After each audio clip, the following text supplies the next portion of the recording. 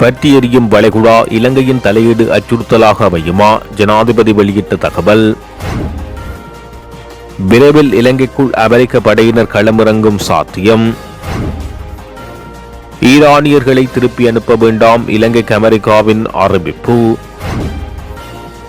அவசரகால சட்டத்தால் அடக்குமுறை நடந்திருந்தால் ஆதாரத்தை முன்வையுங்கள், எதிர்க்கட்சிக்கு பிரதமர் சவால். விமானப்படை 75ஆம் ஆண்டு விழா வான் சாகச கண்காட்சி ஆரம்பத்தில் ஜனாதிபதி பங்கேற்பு. ஒப்பந்தத்தை அரசாங்கம் பகிரங்கப்படுத்த வேண்டும், சுஜீவ சேனசிங்க. வடக்கு கிழக்கில் காணி விடுவிப்பின் போது தேசிய பாதுகாப்புக்கு முன்னுரிமை அளிக்கப்படும், யாழ் இராணுவ படை தலைமையகத்தை அகற்ற தீர்மானிக்கவில்லை, பாதுகாப்பு பிரதி அமைச்சர். ஈரான் கப்பல் விவகாரத்தில் இந்தியாவை குற்றம் சாட்டக்கூடாது, செல்வம் அடைக்கலநாதன். அதிக ஆபத்துள்ள பயணிடமாக இலங்கை, முற்றாக மறுத்த வெளிநாட்டின் உயர்ஸ்தானிகர் ஆலயம்.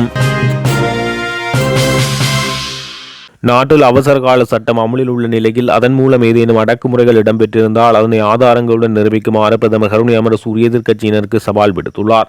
பாராளுமன்றம் நேற்று முற்பகல் சபாநாயகர் ஜெகத் விக்ரமரத்ன தலைமையில் கூடிய வேளையில் எதிர்க்கட்சியினரின் குற்றச்சாட்டுகளுக்கு பதிலளித்து பேசும்போது அவர் இவ்வாறு தெரிவித்தார். அடக்குமுறை என்று வெறும் வார்த்தைகளை மட்டும் கூறிக்கொண்டிருக்காமல் உண்மையில் எங்கே அடக்குமுறை நடந்தது என்பது எங்களிடம் முன்வையுங்கள்.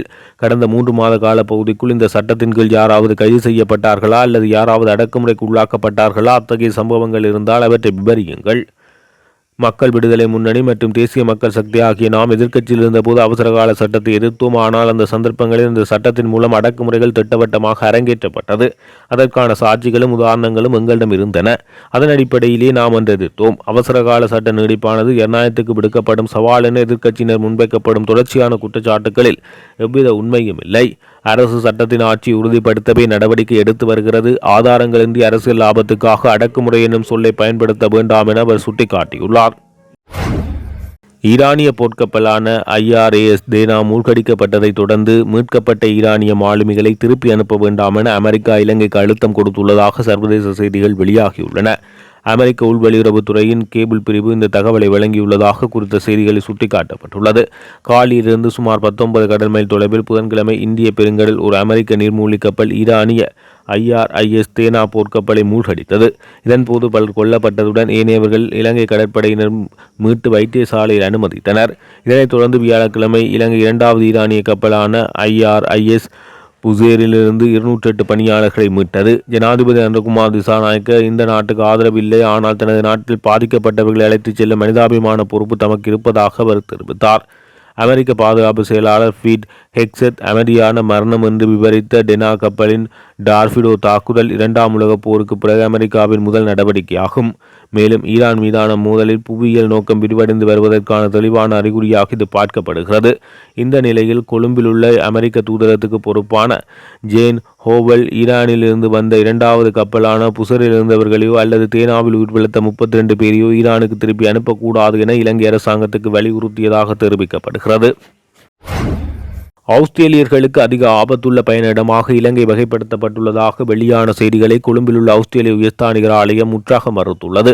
இலங்கைக்கான ஆஸ்திரேலியாவின் உத்தியோகபூர்வ பயண ஆலோசனையின் நிலை மாறவில்லை என உயர்ஸ்தானிகர் ஆலயம் சுட்டிக்காட்டியுள்ளது. இதன்படி துல்லியமான மற்றும் புதுப்பித்த பயண ஆலோசனைகளுக்கு ஆஸ்திரேலியர்கள் அதிகாரப்பூர்வ ஸ்மார்ட் டிராவலர் வலைத்தளத்தை நம்பியிருக்கும் உயர்ஸ்தானிகர் ஆலயம் கேட்டுக்கொண்டுள்ளது. சமூக ஊடகங்களில் பரவும் சில செய்திகள் இலங்கைக்கான ஆஸ்திரேலியாவின் பயண ஆலோசனையில் மாற்றங்களை தவறாக பரிந்துரைத்துள்ளதாக தெரிவிக்கப்பட்டுள்ளது. கடந்த சனிக்கிழமை ஈரானிய போர்க்கப்பல் இலங்கைக்கு அருகில் அமெரிக்காவால் தாக்கப்பட்டதை தொடர்ந்து போர்ப்பதற்றங்கள் இலங்கைக்கு ஊடுருவுமோ என்ற அச்சம் எழுந்துள்ளது. உண்மையில் இலங்கை ஈரானோ ஆஸ்திரேலியாவோ அமெரிக்காவோ என இந்த நாட்டுக்கும் சார்ந்ததல்ல. இருப்பினும் மனிதநேய ரீதியில் ஈரானியர்களை காப்பாற்றியது. இதனை ஜனாதிபதி அனுரகுமார் திசாநாயக்க வலியுறுத்தினார். இந்த நிலையில் இலங்கை அடுத்தும் வந்தடைந்த மற்றொரு ஈரானிய கப்பல் பதற்றத்தை மேலும் அதிகரித்துள்ளது எனவும் இதற்கிடையில் ஈரானிய கப்பல்களையும் அதன் மக்களையும் பாதுகாத்து வரும் இலங்கை அரசாங்கத்துக்கு இது ஒரு சிக்கலாக மாறலாம் என அஞ்சப்படுகின்ற நிலையில் இலங்கையில் விரைவில் அமெரிக்க படையினர் தரையிறங்கும் சாத்தியம் இருப்பதாக புலனாய்வாளர்கள் தெரிவிப்பதாக தகவல்கள் வெளியாகியுள்ளதாக செய்திகள் பரப்பப்படுகிறது. அமெரிக்காவுடன் கைச்சாத்திடப்பட்ட பாதுகாப்பு புரிந்துணர்வு ஒப்பந்தத்தை அரசாங்கம் பகிரங்கப்படுத்த வேண்டும். அமெரிக்காவின் செயற்பாடுகள் இலங்கைக்கு அச்சுறுத்தலாக அமையும் என ஐக்கிய மக்கள் சக்தியின் பாராளுமன்ற உறுப்பினர் சுஜீவ சேனசிங்க தெரிவித்தார். பாராளுமன்றத்தில் நேற்று இடம்பெற்ற அவசரகால சட்ட அமுலாக்கம் நீடிப்பு தொடர்பான விவாதத்தில் உரையாற்றும் போது அவர் இதனை தெரிவித்தார். ஈரான் கப்பல் விவகாரம் தொடர்பில் எதிர்க்கட்சியின் உறுப்பினர்கள் குறிப்பிட்ட கருத்துக்களை முன்னிலைப்படுத்தி ஆளும் தரப்பினர் குற்றச்சாட்டுக்களை முன்வைக்கிறார்கள். எதிர்க்கட்சியின் உறுப்பினர்களின் நிலைப்பாட்டுக்கு ஜனாதிபதி பதிலளிக்க வேண்டிய அவசியம் கிடையாது. இலங்கை அண்மித்த கடற்பரப்பில் ஈரானிய கப்பல் மீது அமெரிக்கா தாக்கியமை தற்போது பிரதான பேசுபொருளாக காணப்படுகிறது. இந்த கப்பல் மீது தாக்குதல் நடத்தப்பட்ட விவகாரத்தில் இலங்கை மீதும் குற்றம் சாட்டப்படுகிறது. அமெரிக்காவுடன் கைச்சாத்திடப்பட்ட ஒப்பந்தத்தில் என்ன உள்ளடக்கப்பட்டுள்ளது என்பதை அரசாங்கத்திடம் பலமுறை கேட்டும் இதுவரை அந்த ஒப்பந்தம் பகிரங்கப்படுத்தப்படவில்லை. இலங்கை கடற்பரப்பில் தாக்குதல் நடத்தும் போது இலங்கை அமைதியாக இருக்க வேண்டும், தாக்குதலுக்கு அனுமதி அளிக்க வேண்டும் என ஒப்பந்தத்தில் குறிப்பிடப்பட்டுள்ளதா என தெரியவில்லை. அதேபோல் இந்தியாவுடன் 8 புரிந்துணர்வு ஒப்பந்தங்கள் கைச்சாத்திடப்பட்டுள்ளது. இந்த ஒப்பந்தங்களும் இதுவரை பகிரங்கப்படுத்தப்படவில்லை. அமெரிக்கா மற்றும் இந்தியாவுடனான ஒப்பந்தங்களின் இரகசியத்தன்மையை பாதுகாப்பதன் பின்னணி என்ன என கேள்வி எழுப்பினார்.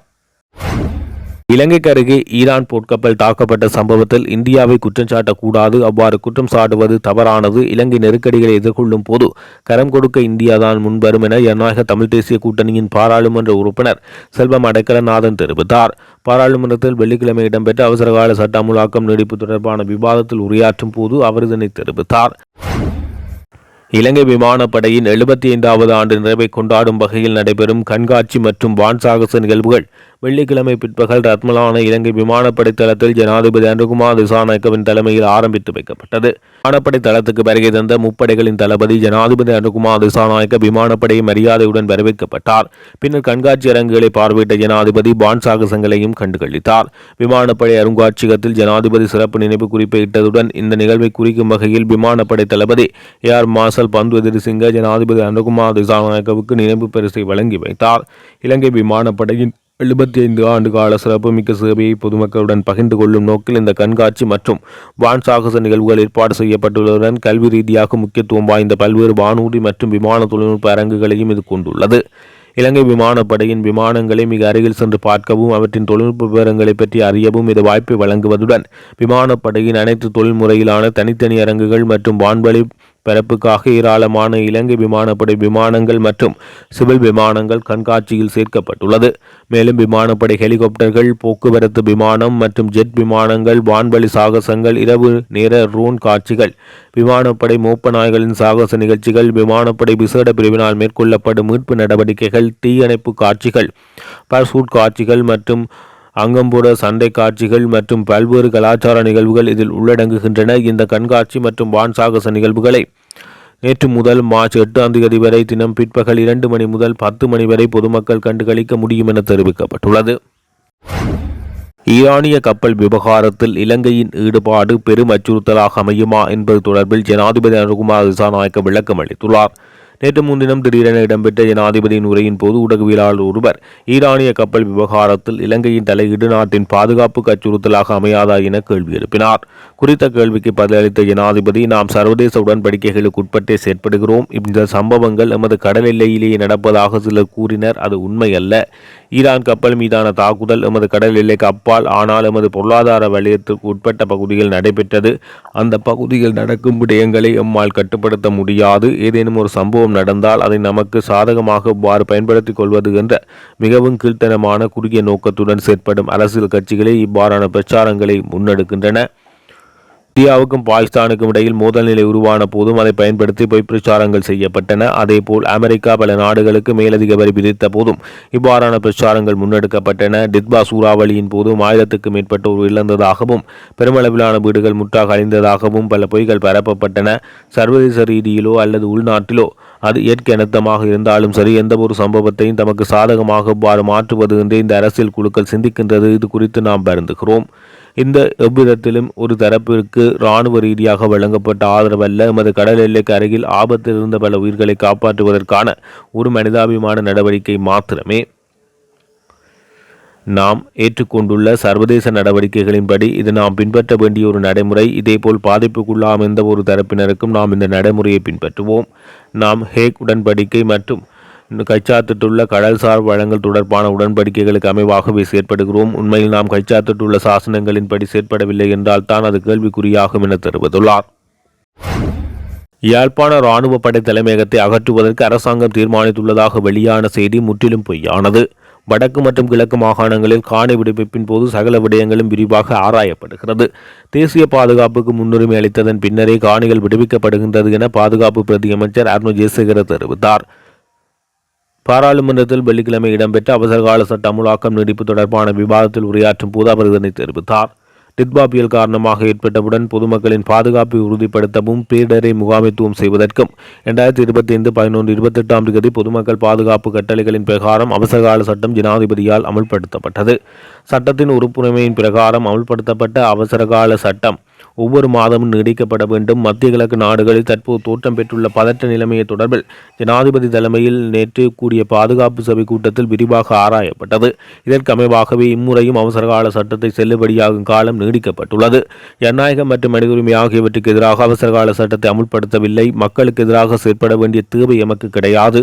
அவசரகால சட்டம் தவறாக பயன்படுத்தப்படுகிறது என எதிர்க்கட்சியினர் குறிப்பிடுகிறார்கள். ஆனால் எந்த குற்றச்சாட்டுக்கும் ஆதாரபூர்வமாக நிரூபிக்க முடியவில்லை. வெறும் குற்றச்சாட்டுகள் மாத்திரம் முன்வைக்கின்றனர்.